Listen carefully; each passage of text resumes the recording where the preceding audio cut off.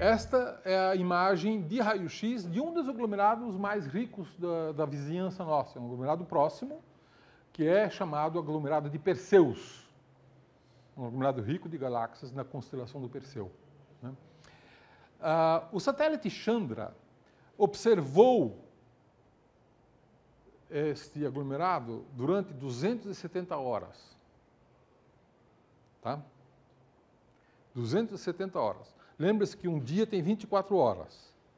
Então, vocês podem imaginar quantos dias ele ficou fotografando continuamente esse aglomerado para poder produzir uma imagem tão nítida. E aqui vocês veem as diversas cavidades que foram escavadas neste aglomerado, com direções, com jatos produzidos em direções distintas. Não é uma coisa constante ao longo do tempo, não é? Então, todas essas cavidades certamente foram produzidas por jatos de partículas relativísticas ejetados a partir do buraco negro supermassivo central. Você ia fazer uma pergunta, pode fazer. Vamos voltar aqui atrás. E aqui você tem, então, uma galáxia central, em branco. No centro dela você tem um buraco negro supermassivo que emite dois jatos de partículas relativísticas, né? Por que dois e não um? Porque é simétrico, porque é produzido por um disco, e um disco tem dois lados. Se produz um para cima, vai produzir outro para baixo, né? Esse jato pode ter uma enorme influência sobre a galáxia no qual ele está hospedado. E sobre o gás quente, não sobre as outras galáxias. Não terá influência sobre as outras galáxias do aglomerado. Isto terá um impacto realmente desprezível. Mas terá uma influência sobre a dinâmica desse gás muito quente. Isso são escalas. Nós estamos falando aqui de escalas de dezenas de milhões de anos-luz. Isso aqui são dezenas de milhões de anos-luz. Tá certo? Isso aqui é muito maior do que o grupo local de galáxias, que é de separação de Andrômeda para a Via Láctea. Outra pergunta. Em primeiro lugar, é muito difícil você ter uma galáxia exatamente no meio do caminho. E aí você tem duas fases desse jato de partículas relativísticas. Quando essas partículas são realmente relativísticas, ele é extremamente colimado, extremamente fino, é quase como um feixe de laser, né? E a probabilidade de você acertar uma galáxia por acaso é muito pequena. Depois que se desacelera, aí ele vira uma grande bolha, e aí a probabilidade de acertar uma galáxia é maior, mas já a densidade energética, mecânica, é muito mais baixa. Então não é digamos, não se espera uma consequência muito grande sobre a evolução das galáxias do aglomerado, a não ser a galáxia central, que obviamente é muito fortemente afetado pelo jato, né? E pela luminosidade associada ao buraco negro supermassivo de qualquer maneira, né? Sob forma de núcleo ativo de galáxia, quasar ou qualquer outro nome que se queira dar. A pergunta é, existem aglomerados onde você tem duas galáxias e as duas galáxias emitem jatos em rádio? A resposta é sim, existem, mas não a distâncias muito pequenas. Existem a distâncias muito grandes, onde você observa, às vezes, dois jatos, e às vezes dois jatos formando um X vindo da mesma galáxia. Nesse caso, o que se supõe que, na verdade, sejam dois buracos negros supermassivos dentro da mesma galáxia, formando um sistema binário, e cada um deles com seu jato. Essa é a explicação. Tá? Muito bem, nós vamos estudar agora a galáxia, o aglomerado de galáxias A3376. O que esse aglomerado tem de interessante? Vocês já pensaram, se você tem dois aglomerados de galáxias, um próximo do outro, eles não podem colidir? Eventualmente se fundir, formando um novo aglomerado? Há evidências, no próprio aglomerado de Coma, que você tem duas galáxias dominantes, talvez no passado fossem dois aglomerados separados, que se encontraram e formando um aglomerado só, mas ainda com dois núcleos, né? Nesse aglomerado Abel 3376,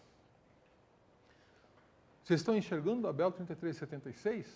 Não é fácil, né? Não é fácil.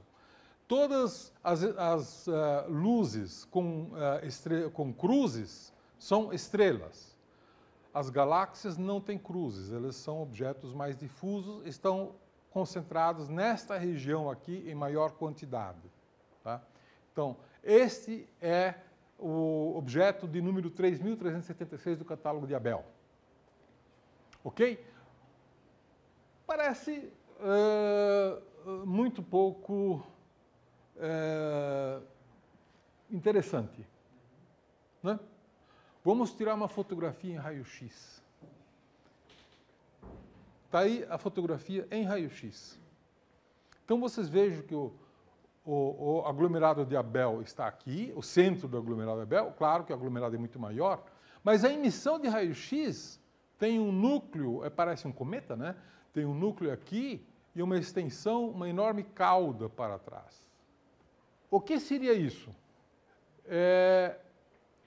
Um trabalho feito aqui no IAG sugeriu que isso é resultado de uma colisão de dois aglomerados de galáxias. Dois aglomerados. Um muito rico e outro rico, mas não tanto. Tá? Dois aglomerados colidiram e produziram isso aí. Eu vou mostrar o trabalho que eles publicaram, eu vou mostrar sob forma de vídeo. Esse trabalho, esse vídeo, foi produzido aqui no IAG pelo Rubens Machado e pelo professor Gastão Lima Neto, que foi o orientador do trabalho, né? E ele foi produzido num supercomputador aqui no IAG e simula numericamente no computador a colisão de dois aglomerados de galáxias, né? E o que eles mostram, na verdade, é a emissão de raio-x de cada um desses dois aglomerados e do resultado da fusão. Então, nós vamos ver agora como que isto se iniciou com dois aglomerados, um maior, um menor, separado de cerca de 2 megaparsec, que são 6 milhões de anos-luz, e eles vão se aproximando, né? Num certo momento, forma uma onda de choque que escapa transversalmente para cima e para baixo. Vejam essa onda de choque como está se escapando da colisão, né? E a galáxia menor parece que atravessa a galáxia maior como se fosse uma bala, né? Atravessando a água, ou um avião a jato atravessando a atmosfera e produzindo uma onda de choque, né? Produzindo, então, essa figura relativamente bizarra. Agora nós vamos ver de novo, só que mais ampliado. Nós vamos ver a formação da onda de choque, tá certo?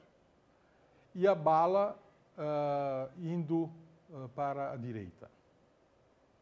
Tá? Agora ele vai mexer para ver de um outro ângulo. Essa mesma estrutura do computador, ele direcionou para a gente ver isso de um outro ângulo e veja como é que isso parece comparado com a observação de raio-x. Como diriam os italianos, se non è vero, è bene trovato. Né? Pode não ser verdade, mas que parece, parece. Tá certo? Então vamos apenas ver novamente, né, essa colisão. Parece muito simples, mas essa colisão tem que ser feita com um computador muito potente, né? Porque envolve uma enorme quantidade de partículas, né?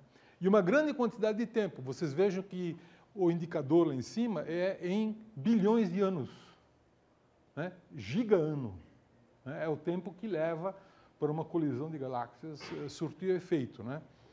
Mas a gente vê diversas situações de emissão de raio-x. Esse é o primeiro que nós estamos vendo. Numa das próximas aulas eu vou mostrar um outro, né, que é o aglomerado da bala, que parece muito com o que vocês estão vendo agora, né?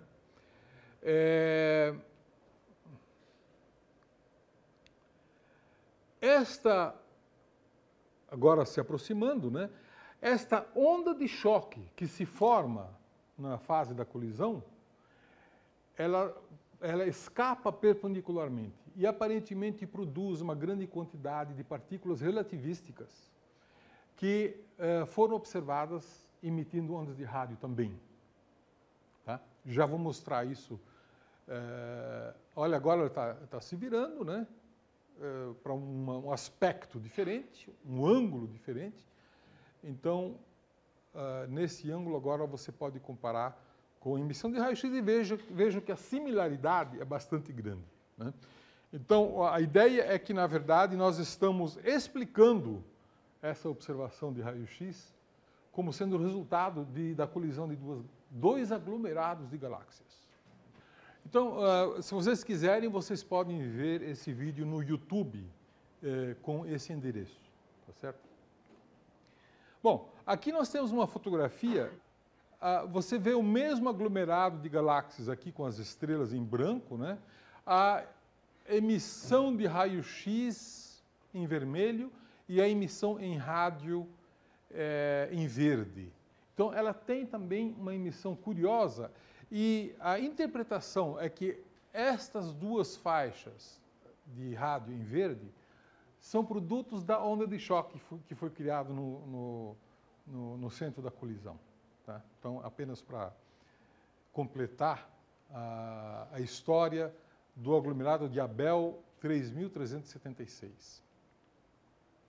Aqui nós temos um outro aglomerado extremamente rico de galáxias, né, que é Abell 1689. E aqui você vê a parte central do aglomerado, e aqui parece que tem um outro aglomerado, né, mais ou menos a mesma distância. Se isso for verdade, você pode imaginar que daqui a 1 bilhão de anos, em vez de dois, você terá um só, né? Que eles vão acabar colidindo e se transformando num só. Talvez podendo produzir um vídeo semelhante daqui a 1 bilhão de anos. E aqui? Aqui nós temos um aglomerado chamado Abell 2052. À direita, à esquerda, uma taça de vinho. Vocês vejam que Abell 2052 tem uma elíptica gigante bem no centro. E a distribuição da emissão de raio-x associada a essa elíptica gigante tem cavidades. Certo? Tem várias cavidades aqui. O que sugere que você tem jatos em rádio, talvez não no presente, mas no passado, né, que escavaram essas cavidades, como no aglomerado de Hidra. Né? Mas você vê outra coisa aqui, você vê uma espiral em raio-x, que vem desde aqui em cima, uma espiral emitindo raio-x. Curioso. Como é que isso é interpretado? Isso é interpretado como um aglomerado que tinha uma grande quantidade de gás muito quente, e aí veio um outro aglomerado menor e colidiu com esse aglomerado maior e começou a balançar. Né? Mais ou menos como se você pegasse um copo de vinho e desse um pitaco no copo de vinho, o vinho começa a balançar dentro do copo. Né? Então, tanto o aglomerado menor quanto o gás começou a balançar e sendo ejetado e formando essa espiral. Por que essa espiral não é totalmente simétrica? Porque a colisão não foi exatamente frontal, ela foi meio lateral. Então, por isso produziu uma assimetria, né? Mas esse tipo de espiral é visto, foi claramente nesse aglomerado, mas é visto em outros aglomerados também. E também, então, se pensa que isso é fruto da colisão de um aglomerado maior com um aglomerado menor. E esse aglomerado menor perturba a distribuição de gás quente que emite o raio-x. E você vê isso na emissão de raio-x facilmente. E seria muito difícil você chegar a essa conclusão estudando apenas as galáxias, né? E, finalmente, uma última questão para essa discussão dos aglomerados ricos de galáxias. Quando que os aglomerados ricos de galáxias se formaram? Se formaram quando as galáxias se formaram, logo depois do Big Bang? Não.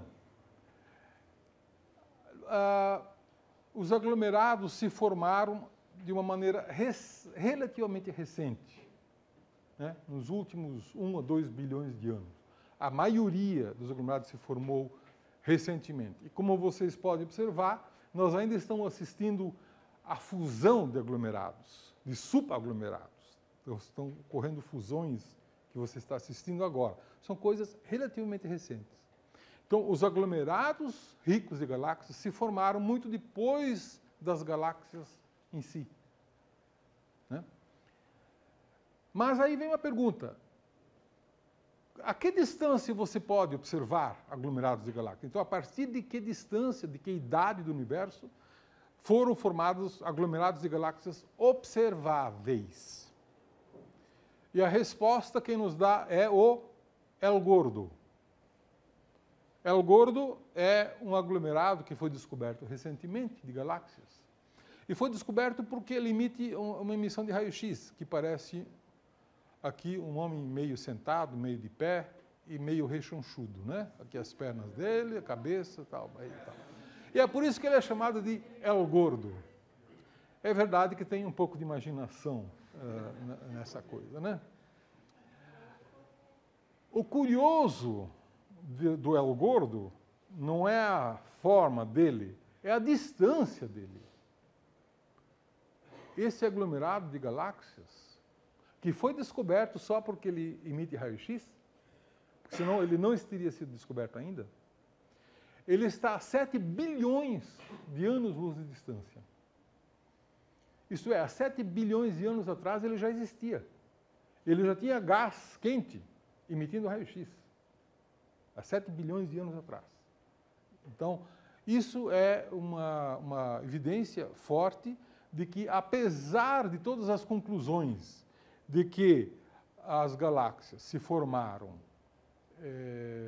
no tempo relativamente recente, há 7 bilhões de anos atrás, algumas, pelo menos, algumas, já existiam e já eram ricas. Né? E a gente só sabe disso por quê? Porque somos capazes de fotografar a emissão de raio-x. Né? Então, a emissão de raio-x para o estudo de aglomerados de galáxias é algo extremamente poderoso e produz muitas informações que de outra forma a gente não poderia obter.